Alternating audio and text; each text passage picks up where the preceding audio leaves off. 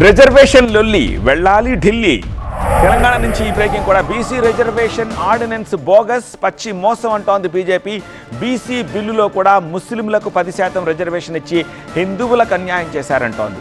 ముస్లిం reservation తొలగించకపోతే ఈ బిల్లుకు ఆమోదం లభించదు అంటున్నారు BJP Telangana chief Ramachandra Rao.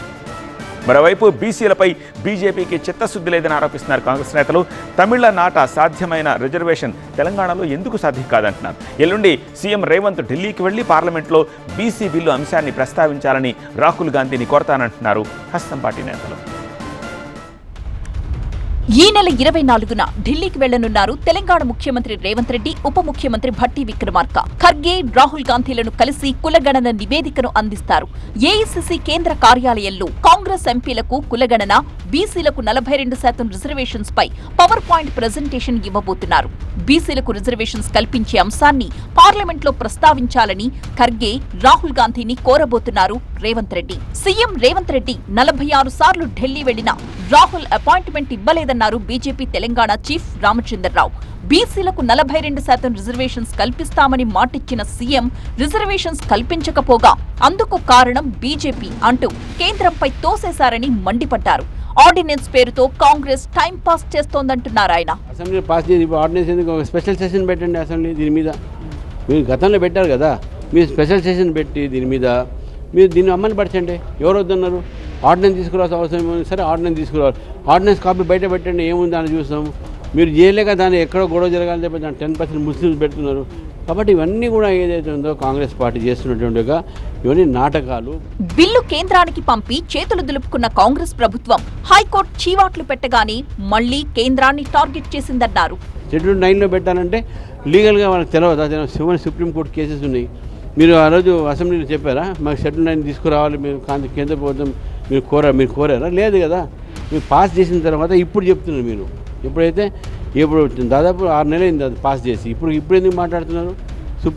High court మీకు చివాటు పెట్టిన తర్వాత ఎలక్షన్స్ పెట్టండి చెప్పిన తర్వాత ఇవన్నీ మాట్లాడుతూ ఉన్నారు. 42% రిజర్వేషన్ ని సాధించకపోతే తెలంగాణ బీజేపీ ఎంపీలు రాజీనామా చేయాలన్నారు మంత్రి పొన్నం ప్రభాకర్. 42% 9వ షెడ్యూల్లో చేర్చడం అసాధ్యం అంటా ఉన్నారు. ఇది సాధ్యమే. ఇది గతంలో జరిగింది పక్క తమిళనాడు రాష్ట్రంలో.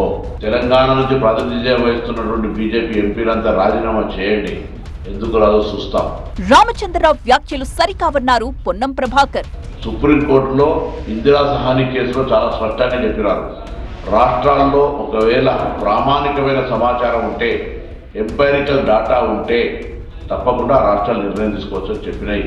అందుకే రాష్ట్రం సర్వే చేసి శాసనసభ ఆమోదము, కేబినెట్ ఆమోదము, గవర్నర్ ఆమోదంతో ఢిల్లీలో ఉంది. ఇది కేంద్ర ప్రభుత్వం తీసుకోవాల్సిన నిర్ణయము. తప్పకుండా రాష్ట్ర ప్రభుత్వం కట్టుబడి ఉంది. 42% రిజర్వేషన్లకు ఎట్లయినా బరాబరుగా అధికారికంగా అమలు చేస్తాం. ఆనాడు మండల్ కమిషన్ చేస్తే కమండల్ అన్నది మీరే. ఇవాళ మళ్ళీ మీ యొక్క వక్ర బుద్ధిని ఈరోజు మళ్ళీ బీసీలపై కుట్రలు చూపెడతా ఉన్నారు. బీజేపీ బీసీ వ్యతిరేక విధానాల్ని అవలంబిస్తోందన్నారు ప్రభుత్వ విప్ ఆది శ్రీనివాస్.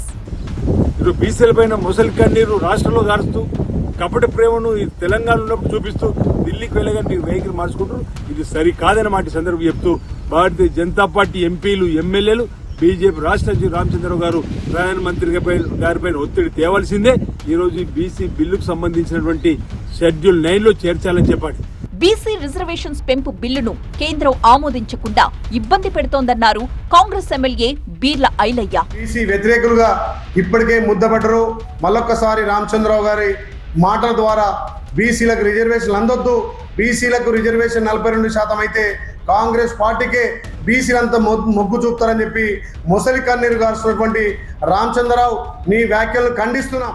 మరోవైపు స్థానిక సంస్థల ఎన్నికల్లో ఆర్డినెన్స్ ద్వారా బీసీలకు రిజర్వేషన్స్ కల్పిస్తామని కాంగ్రెస్ అంటుంటే ఆ ఆర్డినెన్స్ వల్ల ఎలాంటి ఉపయోగం ఉండదు అంటున్నారు బీజేపీ నేతలు.